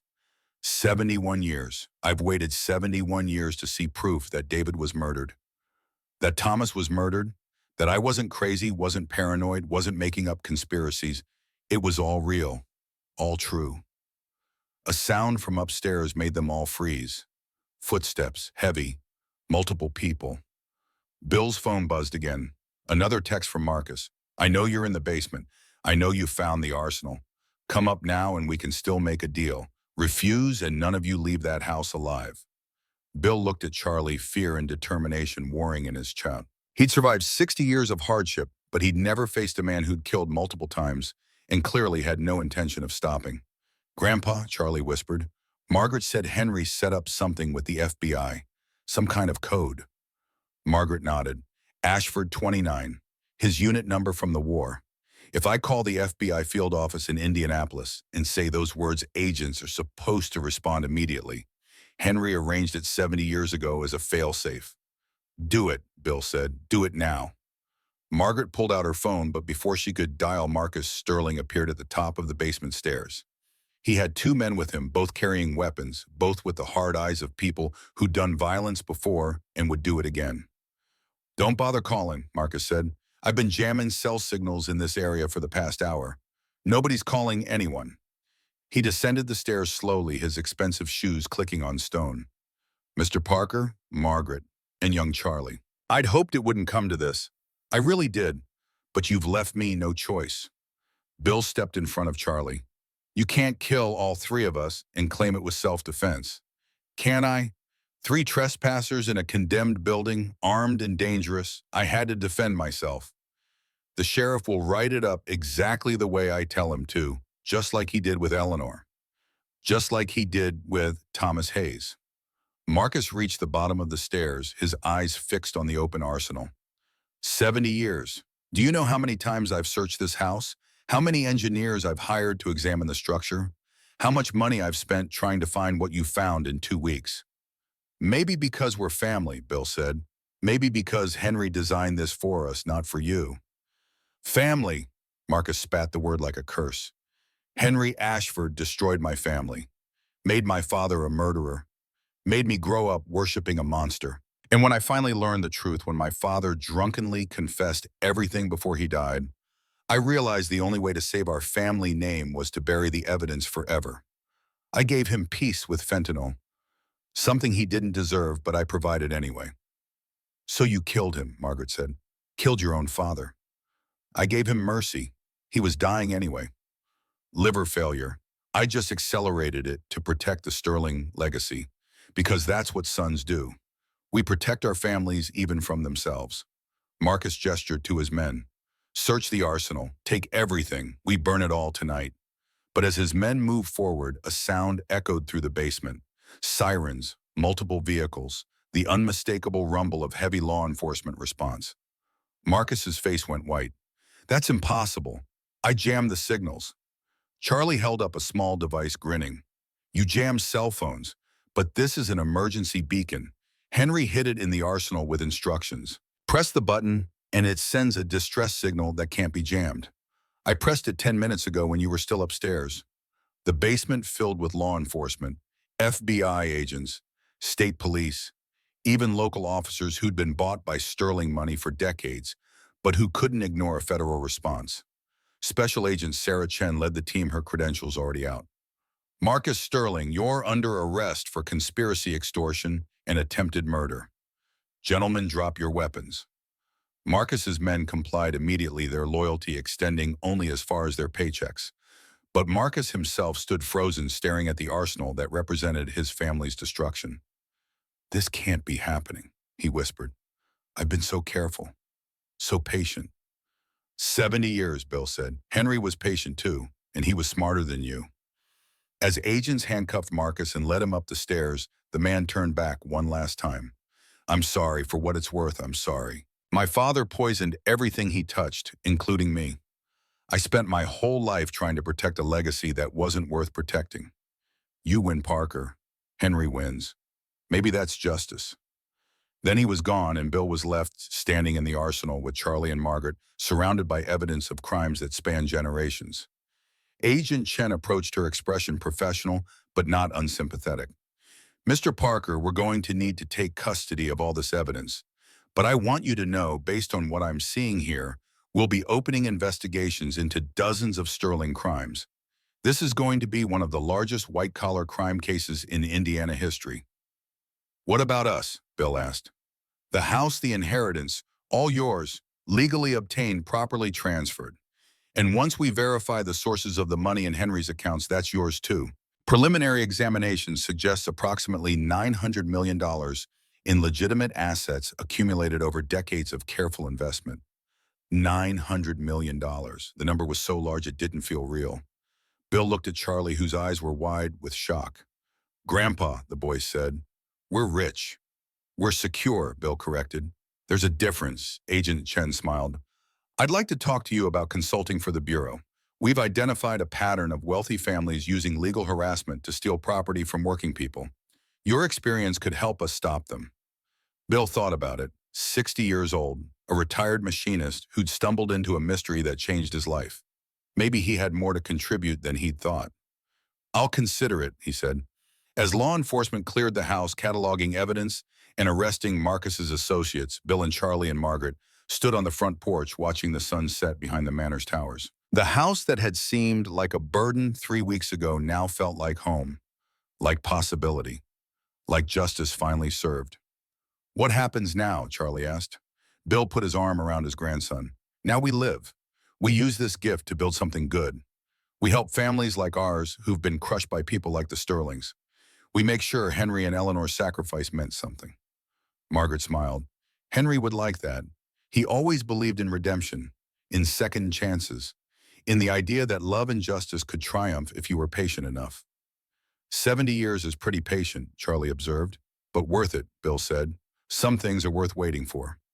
They stood together as darkness fell, 3 generations connected by blood and sacrifice, in a story that had waited 7 decades to reach its conclusion. The manor's windows glowed with light for the first time in 70 years. Inside, FBI agents cataloged evidence that would bring down a criminal dynasty and restore justice to dozens of families. But out here in the quiet evening air, Bill felt something else. Peace, purpose. The sense that his life, which had seemed so small and desperate just weeks ago, was part of something larger. Henry and Eleanor's love hadn't died with them. It had transformed, become something that could heal wounds across generations, break cycles of poverty and violence, turn tragedy into hope. Charlie leaned against him. I'm going to write about this, not just for school, a real book, so everyone knows what Henry and Eleanor did. Good, Bill said. Tell their story. Make sure it's remembered. Margaret was already planning. The foundation needs to expand. More states, more families. We have the resources now. We can help thousands of people. Bill nodded. They would do all of that, but first they would rest. They would let the weight of these weeks settle. They would grieve for the people who'd died too young, who'd never known they were loved, who'd been destroyed by sterling greed. And then they would build. They would take Henry's gift and turn it into something that would last another 70 years, another 100. A legacy not of hidden vaults and secret evidence, but of lives changed, families helped, cycles broken. The wind picked up, carrying the scent of coming winter. Bill pulled Charlie closer, feeling grateful for this boy who'd given him purpose when David's death had nearly destroyed them both. His son was gone, would always be gone. But Charlie was here. And together they would honor the dead by living well, by fighting for justice, by proving that love could survive even when everything else burned away. Come on, Bill said. Let's go inside. We have a lot of work ahead of us. They walked into the manor together, leaving the darkness behind, stepping into light and possibility, and the future that Henry and Eleanor had preserved for them across 7 decades of patient waiting. The treasure hunt was over. The real work was just beginning. The federal courthouse in Indianapolis stood like a monument to justice, deferred, its limestone columns gray against the spring sky. Bill Parker sat in the gallery, his arthritic hands folded in his lap, watching Marcus Sterling being led to the defendant's table in handcuffs. 6 months had passed since that night in the arsenal, 6 months of depositions and evidence cataloging and legal maneuvering. Now finally the trial. Marcus looked diminished. The expensive suits were gone, replaced by a plain gray outfit provided by the county jail. His military bearing had collapsed into the hunched posture of a man who'd spent too many nights in a cell measuring exactly 8 by 10 feet. But his eyes still held that cold calculation, still assessed the courtroom like a battlefield, where victory might yet be snatched from the jaws of defeat. Charlie sat beside Bill, 13, now taller than 6 months ago, his shoulders broader from the good meals and stability that money could buy. The boy wore a suit not because anyone required it, but because he'd insisted. This is important, Grandpa, he'd said that morning. We should look like we respect the process. Margaret Hayes occupied the row behind them, 76 years old, and fierce as ever. She'd waited 7 decades for this moment, had kept her vigil beside the Ashford property through 3 failed marriages, 2 recessions, and the slow death of everything Millbrook had once been. Her testimony would be crucial. The prosecution had told Bill that Margaret's credibility, her decades of patient documentation, would seal Marcus Sterling's fate more effectively than any forensic evidence. The prosecution was led by a woman named Jennifer Walsh, 40-something, with the particular intensity of federal prosecutors who'd built their careers on taking down powerful men who thought themselves untouchable. She'd spent 3 months building the case, assembling Henry Ashford's 70-year-old evidence into a narrative that even the most skeptical juror couldn't dismiss. The defense attorney was expensive, brought in from Chicago, a man named Richard Blackwell, who specialized in saving the reputations of wealthy defendants. But even Blackwell looked uncomfortable. The evidence was simply too overwhelming, too meticulously documented, too damning. Judge Patricia Morrison called the court to order. She was 68, a Reagan appointee who'd spent 4 decades on the federal bench developing a reputation for fairness and an absolute intolerance for courtroom theatrics. Her gray hair was pulled back severely. Her reading glasses hung on a chain around her neck. When she spoke, everyone listened. The United States versus Marcus James Sterling, she intoned. Charges include first-degree murder, attempted murder, extortion, wire fraud, racketeering, and obstruction of justice. How does the defendant plead? Marcus stood. For a moment, the old arrogance flickered across his face. Then it died, replaced by something that looked almost like resignation. Not guilty, Your Honor. The trial proceeded with the methodical efficiency of the federal system. Walsh presented her case with surgical precision, each piece of evidence building on the last, constructing a narrative that spanned 80 years of Sterling family crime. Day one focused on Eleanor's murder. Walsh played Robert Sterling's confession tape, the one Henry had recorded in 1953. The audio quality was poor, the recording hissing and popping with age, but Robert's voice came through clearly enough. His drunken bragging about cutting Eleanor's brake lines, his casual dismissal of her life, his contempt for the woman who dared to leave him. The courtroom fell silent as Robert's voice filled the space. Eleanor, stupid bitch, thought she could leave me. File for divorce. Make me look like a fool. I showed her. Brake lines are easy. Mountain roads are dangerous. Accidents happen. Bill watched the jury. 12 faces carefully selected for their ability to remain impartial, but even they couldn't hide their reactions. Shock, disgust, the particular horror of hearing a man casually confess to murdering his wife. Walsh let the silence stretch after the tape ended. Then quietly she said, "That was Robert Sterling, Marcus Sterling's father, recorded without his knowledge on April 1st, 1953. He's admitting to the murder of Eleanor Ashford, a woman the official record lists as dying in an accidental brake failure. A woman whose death was investigated by a sheriff on Robert Sterling's payroll and closed within 24 hours. She turned to face the jury directly. But this case isn't just about Robert Sterling's crimes. It's about his son's crimes. Marcus Sterling knew about his father's confession. He heard it directly from Robert before administering a lethal dose of fentanyl in 1991. And rather than come forward, rather than seek justice for Eleanor, Marcus killed his own father to prevent this evidence from ever surfacing. Day two brought forensic evidence. A toxicologist testified that Robert Sterling's death in 1991, officially attributed to liver failure from decades of alcoholism, showed traces of fentanyl in preserved tissue samples. The doses were subtle, administered over weeks, accelerating organ failure that would have occurred eventually, but turning it into certain death within a specific time frame. Someone with medical knowledge would have known exactly how much to administer, the toxicologist explained. Enough to be fatal, not enough to trigger immediate suspicion. Walsh introduced Marcus Sterling's military records. He'd been a combat medic in Vietnam before transferring to the Rangers. He'd had extensive training in pharmaceuticals dosing and the effects of various drugs on human physiology. The implication was clear. Day three focused on the harassment campaign against Bill and Charlie. The building inspector who'd red-tagged the Ashford Manor testified, his voice shaking, that Marcus had paid him $5,000 to find violations whether they existed or not. The environmental agency representative admitted under oath that the soil contamination report had been fabricated at Sterling's request. The social worker who'd threatened to remove Charlie from Bill's custody broke down on the stand, sobbing about the pressure Sterling had applied, the threats he'd made against her career. He said, "If I didn't cooperate, he'd make sure I never worked in social services again," she testified. He said he had judges, politicians, people who owed him favors. "I was scared. I have student loans. I need this job. So I did what he asked. I'm so sorry."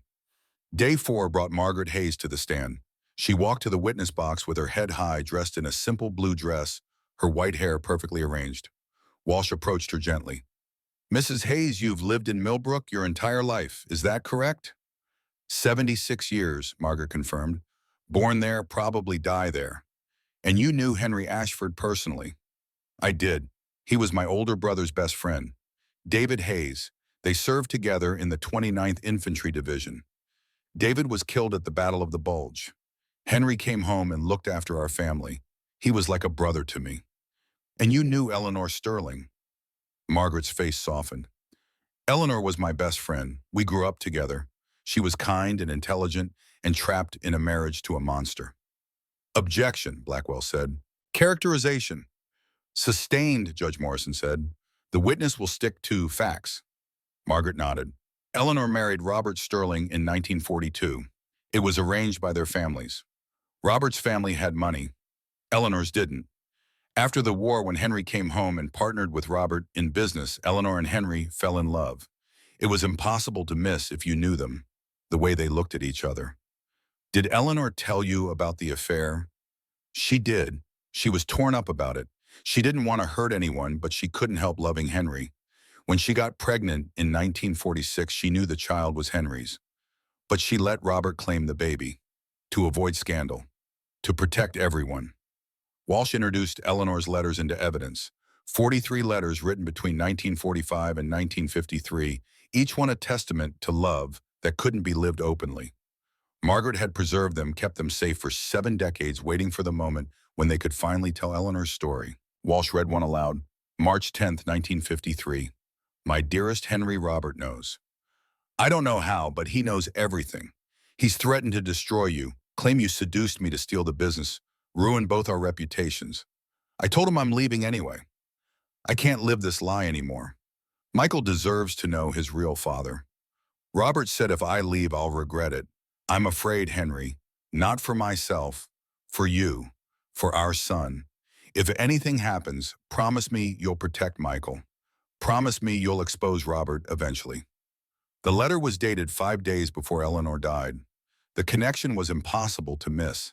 Margaret testified about Thomas, her husband, killed in 1985 after finding evidence in the old Sterling manufacturing building.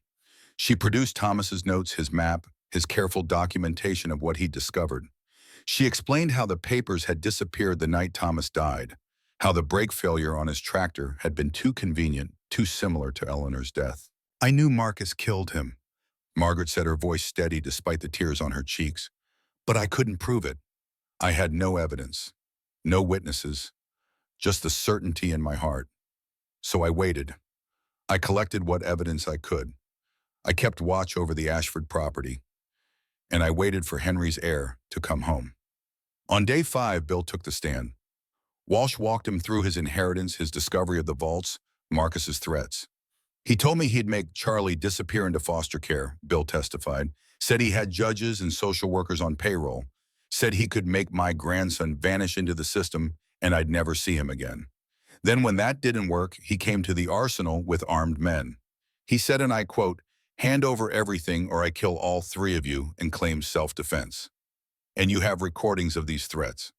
Yes, the emergency beacon Henry had installed in the arsenal activated FBI surveillance. They captured everything. The recordings played in court. Marcus's voice cold and controlled, making threats that left no room for interpretation. The jury listened with expressions ranging from disgust to outrage. Blackwell's cross-examination was brief. He couldn't dispute the recordings, couldn't explain away the evidence. Instead, he tried to humanize Marcus, to paint him as a son protecting his father's legacy, a veteran damaged by war and circumstance.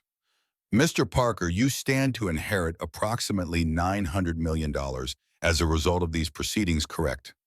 I inherited it already, and Bill said. Whether Marcus goes to prison or not doesn't change that. I'm here because he threatened my family and covered up murders for decades. The money's irrelevant. On day 6, Marcus took the stand. Blackwell had clearly advised against it, but Marcus insisted. The old arrogance was back, the belief that he could talk his way out of anything if given the chance. Walsh approached him like a surgeon approaching a tumor. Mr. Sterling, you knew your father murdered Eleanor, didn't you? I believe my father was the victim, Marcus said. Henry Ashford seduced my mother, manipulated the business. I spent my life trying to recover what I thought was stolen from my family. But you knew the truth. Your father told you before he died. Marcus hesitated. The courtroom held its breath. Yes, he finally said. He told me. In 1991, when he was dying, he was drunk, rambling. He confessed to cutting Eleanor's brake lines, to embezzling from the partnership, to planning to frame Henry. And instead of going to the authorities, instead of seeking justice for Eleanor, you killed him. I gave him peace. He was dying anyway. Liver failure. The fentanyl just accelerated what was inevitable. The courtroom erupted. Judge Morrison hammered her gavel. Order, I will have order, Walsh pressed forward. You administered fentanyl to your dying father to prevent him from being prosecuted for murder. To protect the family name, Marcus said. The Sterlings have been pillars of Indiana society for 100 years. I couldn't let it be destroyed by ancient history. Ancient history. You committed crimes this year. You've been extorting families for 30 years. You threatened to murder a 12-year-old boy. This isn't history, Mr. Sterling. This is ongoing criminal enterprise. Marcus's composure finally cracked. I'm not a monster. I'm a son trying to honor his father. I'm a veteran who served my country. 3 tours in Vietnam. I deserve respect. I deserve... You deserve justice, Walsh interrupted. Same justice Eleanor Ashford, Henry Ashford, David Hayes, Thomas Hayes, and 47 other families deserved. No more, no less.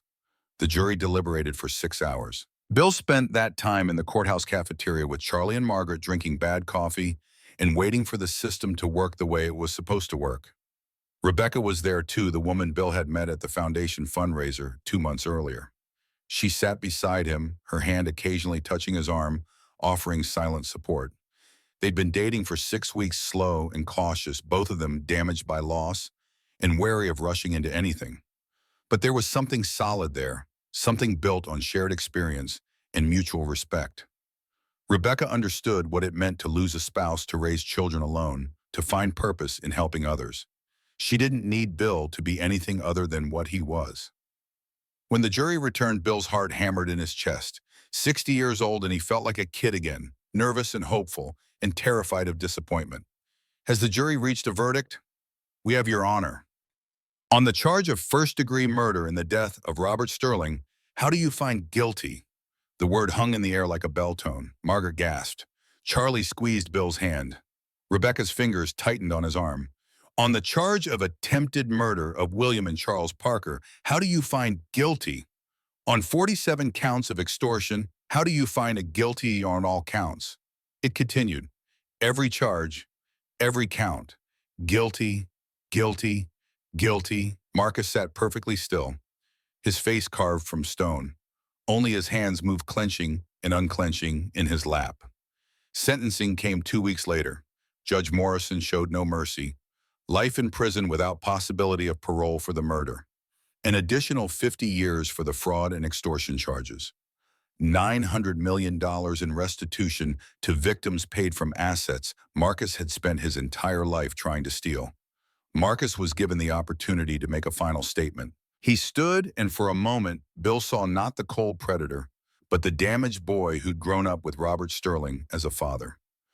I was raised to believe my family was special, Marcus said. Better than others, entitled to success. My father poisoned me with his lies. I've wasted my entire life defending a monster. I became what he was. He turned to look at Bill. I'm sorry to the families I've hurt. I'm sorry I couldn't be better than the man who raised me. Then he was led away, and Bill never saw him again. The months that followed were a blur of transformation. The Ashford Manor was fully restored, every board replaced, every window repaired, every room returned to its former glory. Bill hired local contractors, pumping money into Millbrook's economy, giving jobs to craftsmen who'd been unemployed for years. The secret passages were preserved as historical features. The vault rooms became museum spaces telling the story of Henry and Eleanor's forbidden love and Marcus Sterling's eventual downfall. The Eleanor Ashford Foundation expanded beyond Bill's wildest imagination. With $200 million in funding and professional management, they helped thousands of families. Veterans received PTSD treatment and addiction support. Single parents got childcare assistance and job training. Families facing corporate harassment found legal defenders who couldn't be bought or intimidated. Bill worked part-time as a consultant for the FBI, reviewing cases of wealthy families using legal systems to steal from working people. He found he had a talent for it, for seeing the patterns of abuse and identifying the leverage points where intervention could make a difference. The work gave him purpose beyond the money, a sense that he was finishing what Henry had started. Charlie thrived. The quiet, withdrawn boy who'd watched his father's overdose had become a confident young man with a mission. He joined the foundation's junior board, sat in on meetings, learned the mechanics of philanthropy. But more importantly, he'd started writing. A book about Eleanor and Henry, about love across class lines and justice delayed, but not denied. His English teacher said it showed real promise. And then there was Rebecca, Dr. Rebecca Chen, 56 years old, professor of social work, widow, mother of 2 grown children. They'd met at a foundation fundraiser, had connected over shared loss in the peculiar challenge of rebuilding life after tragedy. Their courtship was slow, appropriate for 2 people in their late 50s who'd learned that love didn't have to be rushed to be real. They married in September, a small ceremony at the Ashford Manor with Charlie as best man and Margaret is maid of honor. No big production, no elaborate celebration. Just two damaged people promising to be gentle with each other's wounds.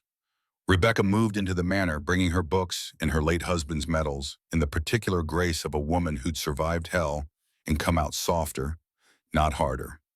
She understood Bill's nightmares, the ones where he found David blue-lipped on the bathroom floor again and again. She held him through them, anchored him, reminded him that the past couldn't be changed, but the future could be built. On a cold November morning, 1 year after the inheritance letter had arrived, Bill stood in the Millbrook Cemetery. Charlie and Rebecca flanked him. Margaret stood slightly apart, her hand resting on the headstone of her husband Thomas. Eleanor's grave had a new marker. The old one, which had listed her as Eleanor Sterling, beloved wife, had been replaced with the truth. Eleanor Margaret Ashford, 1925 to 1953, beloved of Henry James Ashford, mother of Michael Parker. A woman who loved deeply and sacrificed everything. True love defies convention. Beside it, a memorial marker for Henry. His body had never been found, but Bill had insisted on creating a place to honor him. Henry James Ashford, 1922 to 1953, Corporal 29th Infantry Division, Silver Star, Purple Heart. Loving father who protected his family across generations. Semper Fidelis. Bill placed flowers on both markers. White roses for Eleanor, red for Henry. The symbolism felt right. I never knew you, he said quietly. Never heard your voices. Never saw you smile or cry or make the thousand small choices that make up a life. But you shaped my world anyway. You built a plan that took 70 years to unfold. You trusted that your blood would come home, would finish what you started, would turn your tragedy into other people's hope. He paused, his arthritic hands steady on the cold marble. We did it. We exposed the Sterlings. We got justice for you and for all the families they destroyed. And we built something good from the ruins. The foundation helps thousands of people. Charlie's going to run it someday. Your legacy isn't just money. It's lives changed, cycles broken, hope restored. Charlie placed his own flowers and stepped back. Great-great-grandpa Henry, great-great-grandma Eleanor. I promise I'll tell your story right. I'll make sure people know you were brave and good and that you loved each other even when the world said you couldn't. Margaret was the last to approach. She moved slowly, age finally catching up with her, 76 years. But her voice was strong when she spoke. Eleanor, it's been 71 years since you died. I've waited my whole life to see your name cleared to tell the world what the Sterlings did to you. Thank you, Bill, for finishing what Henry and I couldn't. They stood together in the quiet cemetery, four people connected by bloodlines and choices made decades before any of them were born. The November wind was cold, carrying the scent of coming snow. Winter was arriving, but spring would follow. It always did. That evening, as the sun set behind the manor's restored towers, Bill sat in Henry's study. The room was his office, now filled with foundation paperwork and FBI and case files, in the comfortable clutter of a life lived with purpose. But he'd kept Henry's desk, the mahogany piece with its locked drawer. He'd never forced the lock, had waited for the right moment. Now, 1 year after everything changed felt right. The key was in the small envelope he'd been told to open only at the manor. He'd forgotten about it in the chaos of vault discoveries and Sterling confrontations. Now he retrieved it from the safe, a small brass key with an ornate head. It fit the drawer perfectly. Inside, one final letter waited. The envelope was sealed with that same red wax impressed with the compass rose. To William Parker, open after 1 year of foundation operation. Bill's hands shook as he broke the seal. The letter was dated April 3rd, 1953, the day before Henry disappeared. William, my great-grandson. If you're reading this, a year has passed since you found the first vault. You've uncovered all my secrets. You've brought Marcus Sterling to justice. You've started the foundation. You've honored Eleanor's memory in ways I could only dream of. There's one final truth, one I've kept even from Margaret because some truths are too heavy for anyone but blood to carry. April 4th, 1953. I confronted Robert Sterling with everything. The private investigator's report proving Eleanor's brake lines were cut. The recordings of him planning her murder. The evidence of his embezzlement. 43 love letters Eleanor and I had exchanged, each one a testament to what we'd built in the shadows. I had a gun in my coat pocket, a Colt 1911, the same one I'd carried through France. I'd survived Normandy, survived the Battle of the Bulge, survived seeing boys younger than me die in the snow, and in that moment, facing the man who'd murdered the only woman I'd ever loved, I wanted nothing more than to put a bullet through Robert Sterling's heart. He laughed at me, William, laughed and poured himself another whiskey. Said if I went public, he'd claim I was the embezzler. Said I was the jealous lover who killed Eleanor when she wouldn't leave her husband. Said who would believe a man who was sleeping with another man's wife? He had the sheriff, the coroner, the judge. He had the whole county in his pocket. And then he said the worst thing. He told me he'd raise my son, your grandfather Michael, to hate me. Would tell the boys stories about what a coward Henry Ashford was, how I ran away with stolen money, how I destroyed good people's lives. Said my own blood would grow up thinking I was trash. My finger was on the trigger. One squeeze, and it would all be over. But I didn't pull it. Why? Because killing him would make me a murderer, would give his lies credibility, would mean Michael would grow up as the son of a killer and the grandson of another killer with no way to know which story was true. So I made a harder choice. I walked away. Let Robert think he'd won. Let him live with his crimes, let them eat at him the way I knew they would. Let him drink himself to death slowly, year by year, drowning in guilt he'd never admit. And I built a plan that would outlast him. 70 years, long enough for him to die. Long enough for the statute of limitations to expire on everything. Long enough for my bloodline to come home to a gift he could never touch. I watched from a distance as Robert poisoned Marcus the same way he poisoned everything. I saw the boy grow into his father's shadow, hard and cold, and convinced that power was the only thing that mattered. I knew Marcus would eventually kill Robert. The pattern was written in their bones. Monsters create monsters. And I was right. Marcus gave Robert fentanyl in 1991, accelerating the liver failure that decades of drinking had earned. By then I was already gone. My work was done. The dead man's switch was set. The evidence waited. Some nights I wonder if I made the right choice. If I should have pulled that trigger in 1953, spent whatever years I had left in prison, and let the truth die with me. But then I think of you, of Charlie, of all the families the foundations will help, of Margaret finally getting proof that her brother David was murdered, of justice delayed but not denied. I didn't kill Robert Sterling William, but I made sure he didn't win. And watching from whatever comes after this life, seeing you turn tragedy into hope, seeing you build something good from the ruins we left behind, that's victory enough. The gun is in this desk drawer, by the way, unfired since 1945. I kept it all these years as a reminder. Violence is easy. Living with restraint, building something lasting, that's hard. You chose the hard path too. You fought clean through law and truth and light. I'm proud of you. Live well, love openly, build beautifully. Tell Michael's son, tell Charlie that his great-great-great-grandfather loved him across decades he'd never see. Tell him that good men make hard choices. Tell him that sometimes the bravest thing is walking away. Forever watching over you, Henry James Ashford, Corporal, 29th Infantry Division. April 3rd, 1953, P.S. I buried the compass rose seal with Eleanor. Seemed right that we should rest together, even if only in symbols. When you visit her grave, know that I'm there too, in every choice you make to be better than the evil that tried to break us. Bill sat for a long time, the letter trembling in his hands. Henry hadn't been a murderer, he'd been something harder. A man who'd chosen restraint when violence would have been easier. A man who'd built a 70-year plan instead of seeking immediate revenge. Rebecca found him there an hour later. She read the letter over his shoulder, her hand resting on his neck. "What will you do?" she asked. "Think different than what we're already doing." Henry's letter just confirms what I suspected. He was a better man than I gave him credit for. He chose the long game. He chose justice over vengeance. "Will you tell Charlie?" Bill considered. "Yes, when he's a bit older, when he can understand the weight of it. Some truths need the right timing, but they all need telling eventually." He placed the letter in the safe beside Eleanor's locket and Henry's silver star. The past was finally complete, every secret revealed, every truth acknowledged. The foundation could be built on solid ground now, with no hidden faults waiting to crack and crumble. 5 years later, Bill stood on the manor's front porch watching Charlie graduate from high school. The boy was 17 now, taller than Bill, with Rebecca's calm intelligence and Bill's stubborn determination.